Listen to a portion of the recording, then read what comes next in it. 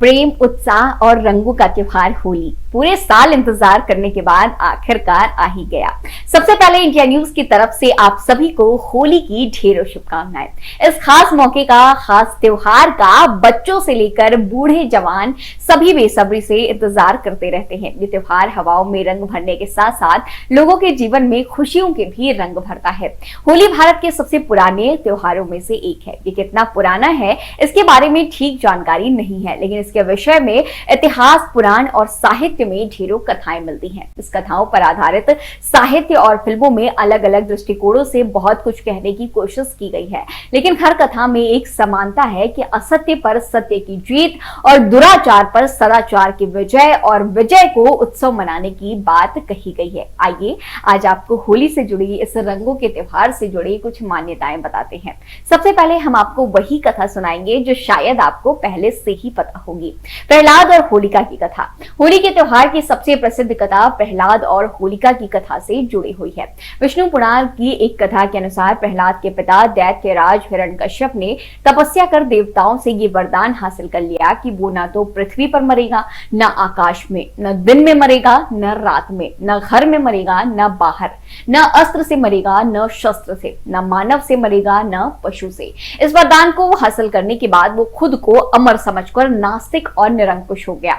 वो चाहता था कि उसका पुत्र भगवान नारायण की आराधना करना छोड़ दे, लेकिन उसका बेटा प्रहलाद इस बात के लिए तैयार नहीं था। हिरण्यकश्यप ने उसे बहुत सी यातनाएं दी, लेकिन वो हर बार बच निकला। हिरण्यकश्यप की बहन होलिका को ये वरदान मिला था कि वो आग में नहीं जलेगी। उसने होलिका को आदेश दिया कि वो प्रहलाद को लेकर आग में प्रवेश कर जाए, जिससे प्रहलाद जलकर मर जाए, लेकिन यहाँ कुछ और ही हो गया। होलिका का ये वरदान उस समय समाप्त हो गया जब उसने भगवान भक्त प्रहलाद का वध करने की कोशिश की।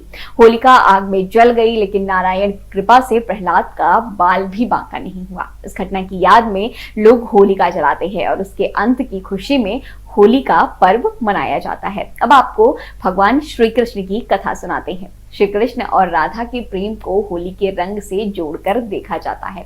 ये त्योहार राधा और कृष्ण की पावन प्रेम कथा से भी जुड़ा हुआ है। बसंत के सुंदर मौसम में एक दूसरे पर रंग डालना उनकी लीला का एक अंग माना गया है। मथुरा और वृंदावन की होली राधा और कृष्ण के इसी रंग में डूबी हुई है। बरसाने और नंदगांव की लठमार होली तो प्रसिद्ध है ही, देश विदेश में श्री कृष्ण की और भी अलग अलग स्थलों पर होली की अलग अलग परंपराएं हैं।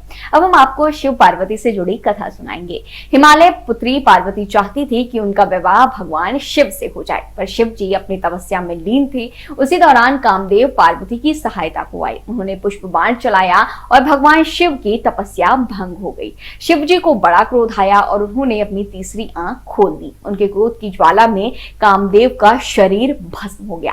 फिर शिव जी ने पार्वती को देखा। पार्वती की आराधना सफल हुई और शिव जी ने उन्हें अपनी पत्नी के रूप में स्वीकार कर लिया। इस कथा के आधार पर होली की आग में वासनात्मक आकर्षण को प्रतीकात्मक रूप से जलाकर सच्चे प्रेम की विजय का उत्सव मनाया जाता है।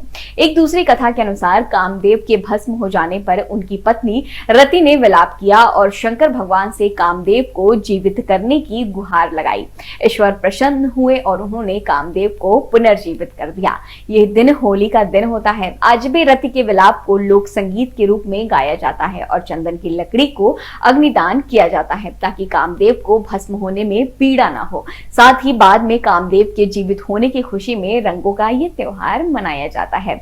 इस तरह से होली को लेकर अलग अलग मान्यताएं हैं। होली के पर्व पर हंसी खुशी के साथ होली मनाएं और हर तरह के दुख, दर्द, लड़ाई झगड़े को भूलकर बस सभी के साथ मिलजुल कर खूब एंजॉय करें। एक बार फिर से आप सभी को इंडिया न्यूज परिवार की तरफ से ढेरों शुभकामनाएं।